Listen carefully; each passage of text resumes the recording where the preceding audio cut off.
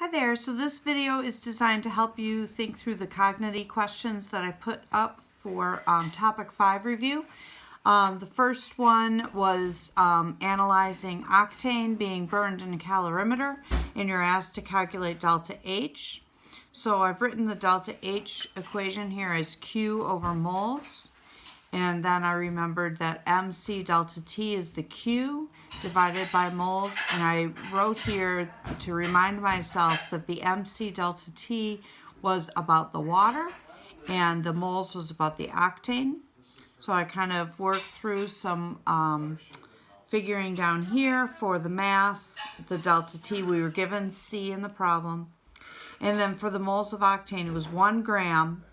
And they gave us the molar mass. This is the IB's way of writing the molar mass. That kind of italics M is the molar mass.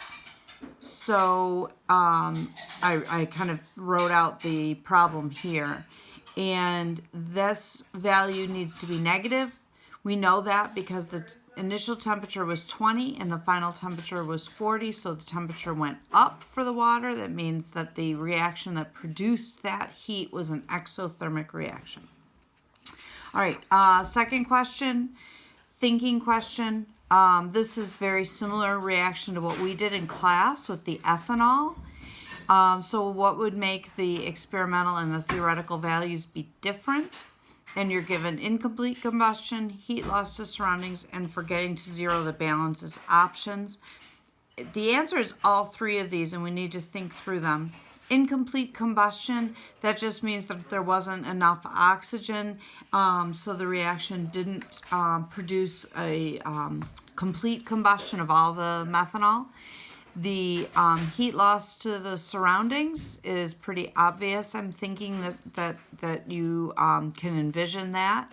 And for getting to zero the balance, that's something that could have happened in figuring out the small mass change in the methanol. For getting to zero the balance would be pretty important. So the answer for this is all three of these. The third question gave you a reaction and some delta HFs, the heats of formation for the individual things, and asked you to calculate delta H for the reaction. So I've written out here that for the using the delta HFs, it's products minus reactants. So I summed up the products here, which is, this is from the CaO, this is from the CO2, and then the reactants, there's just the one, so here it is. This sum is here, and then the difference, because that's what we're finding, and it's a negative value, so we end with a positive 177. The next question, flip over here, number 4. I don't have the question right in front of me right now, but it said something like, it gives you this reaction, and then it looks like a Hess's law kind of question where we're trying to figure out this, but we're not given that directly. What we're given is two other reactions, side reactions, if you will. And so the question is, what kind of reactions are we given the delta H for? So if you look here, we've got a carbon, hydrogen, and oxygen producing carbon dioxide and water. This right here is the answer. This is where you want to focus.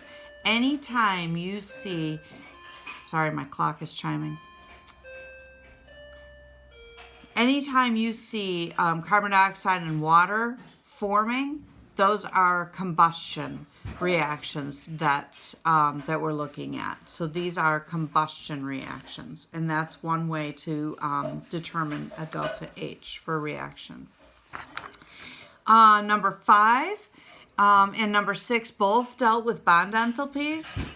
So I've kind of rewritten the question, but what I did was to figure this out, and this is what you should do too, do a little sketch of the structure, because we need to remember the delta H for these is broken minus made.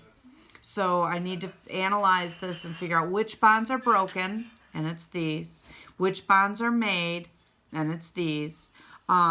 and then I can go through the math of that. So this would be 4 times, oh, I know on this one, this is a weird one because they didn't give you the CH. And if we look at it, we can see why. Because why do it on both sides? If I'm looking for a difference and those bonds are the same, I don't need to include those. So instead I can do this is 615 and this is 158. This is 348, and then I've got 2 484s. Okay, and I think that the book led you through it after that. But I sum this up, and the difference between them gives me my delta H. Then for number 6, same kind of thing. Okay, I drew out the structures. This time they did give me the CH, so when I was writing out the broken and the made, we do need to include those. So I've got a double bond here, so it'd be 612. I've got 4 CHs on this side. I've got 2 OHs because there's the 2 there. So 2 times 464. I can sum those up. And then over on this side, I've got 5 CHs, a C single bond, a CO single bond, and then the OH single bond. So sum these up. The difference between those gives me my delta H for the reaction. Hope this helps.